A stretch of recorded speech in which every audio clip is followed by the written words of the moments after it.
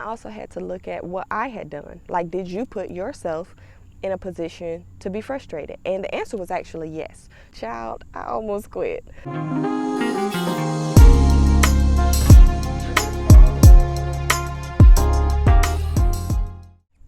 Hey, it's your favorite friend Felicia, and we are back with another video, and we're gonna kind of jump straight into it today, y'all, because first of all, the sun been beaming on your girls, getting a little toasty out here, and I'm also hungry. But anyway, so this is a video that it's a type of video that I looked at a lot when I was becoming or thinking about becoming an RBT, and I didn't know I was going to have my own story.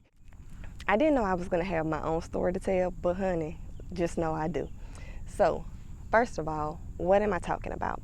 So I want to share with y'all my first 2 months as an RBT, and yeah, I'm gonna go ahead and let you know that I almost quit. Okay, so first of all, I got my notes ready so I could share with y'all, and I didn't want to kind of leave no details out.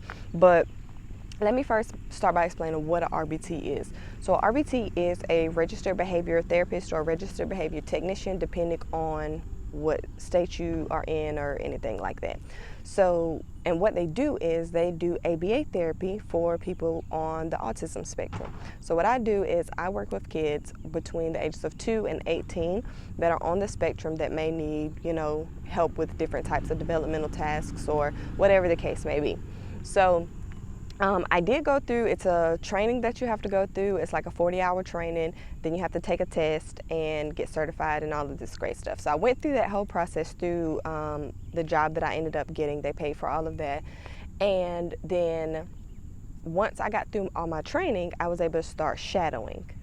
Now, in me shadowing, that was just supposed to be, actually no, I take that back. The first kiddo that they were going to give me, I just felt like I was not prepared. So first of all, let me go ahead and share with y'all the type, like the environment. So, okay.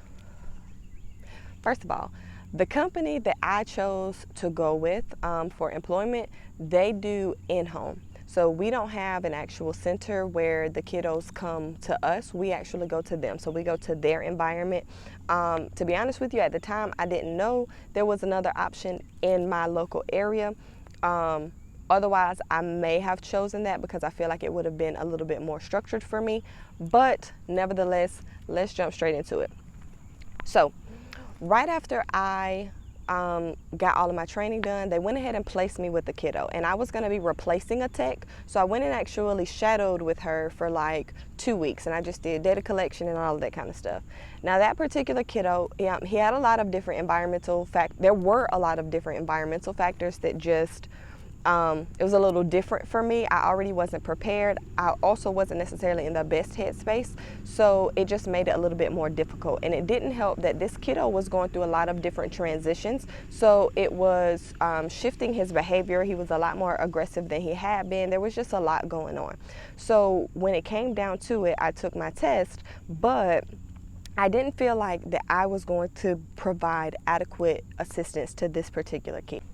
So like, I didn't feel like I was competent enough to help this particular kid. Like, I just wasn't skilled enough yet. Like, I hadn't even had any type of experience, so I wasn't equipped to be able to handle what this kid, what he was going to need help with. I just wasn't equipped to do it. So I told my supervisor. They were very understanding, and they were like, sometimes the kiddos just don't pair well with you. So they gave me a new kiddo. And that brought different environmental factors that I just had to be aware of. And there was a point where I was like, I just don't know if I want to be in home, because when you're in home, you don't have as much one-on-one time with your supervisor. That it's not as like, they're available for questions and all of that kind of stuff, but it's not like someone's like right next door. You know what I'm saying? So I also was coming in, and the kiddo that I'm actually with wasn't supposed to be the kiddo that I was working with. There was a different one that I was going to be assigned to, but then I had one to do some data collection on to get me some hours until my kiddo was ready. Things ended up popping off, and it was just a lot. So in the midst of me dealing with the transition of how things like what one tech was telling me, what another tech was telling me, like all of this different stuff that was going on that just made it all confusing for me, especially coming in just not like, I'm just trying to do my job. You know what I'm saying? I don't know what y'all got going on. I'm just trying to come in and do my job. So we got all of that situated, but obviously with transitional periods come transitions for the kiddos, and they don't really handle transition well all of the time, not all of them anyway.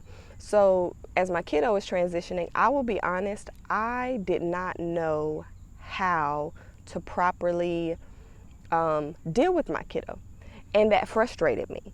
And at first, he was having a lot of tantrums. I was getting hit and I was mad, and I was like, I'm gonna quit. It's not enough money for this. And I really had to sit down and say, okay, Felicia, why did you get this job?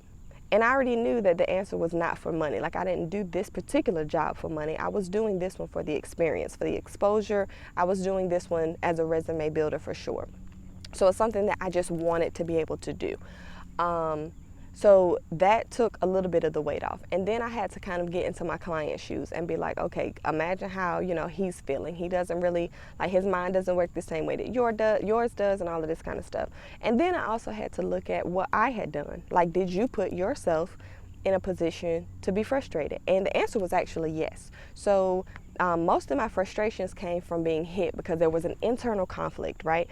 We all talk about what we will and will not allow, like people, kids, whatever the case may be. We always talk about what we will and won't allow until we're placed in situations. And then we may be placed in situations where there's a conflicting result of what we think we would do compared to what we do, and that becomes frustrating. So that's what happened to me. I found myself with conflicting feelings because in my head, I'm conditioned like, no, that's not, like, we don't get hit, blah, blah, blah, whoop, de whoop, that could never be me, to being like, okay, well, first of all, let me help to understand what's going on here, and also, what were you doing? And I actually haven't been hit much since then because I was in the wrong position.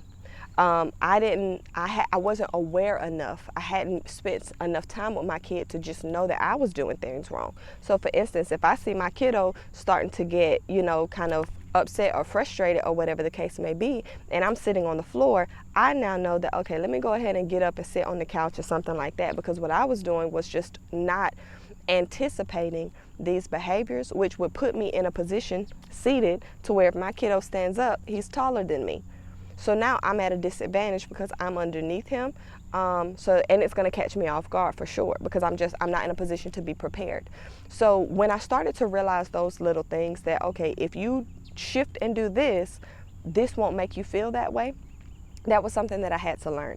And now my kiddo has had a perfect week. I just told him over there on TikTok, he's had 2 perfect weeks, actually. He hasn't had any types of aggressive behaviors or tantrums in the last 2 weeks, and it's been amazing. But it was rough.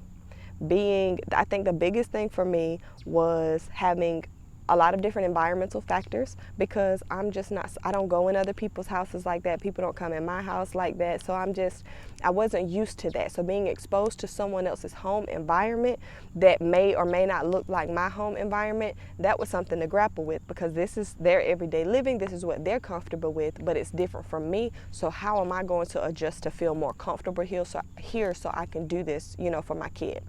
And then also just being able to sit down and kind of reflect on my own feelings. Why am I feeling this way? Why am I so frustrated? Like, why is a kid frustrating me like this? You know what I'm saying?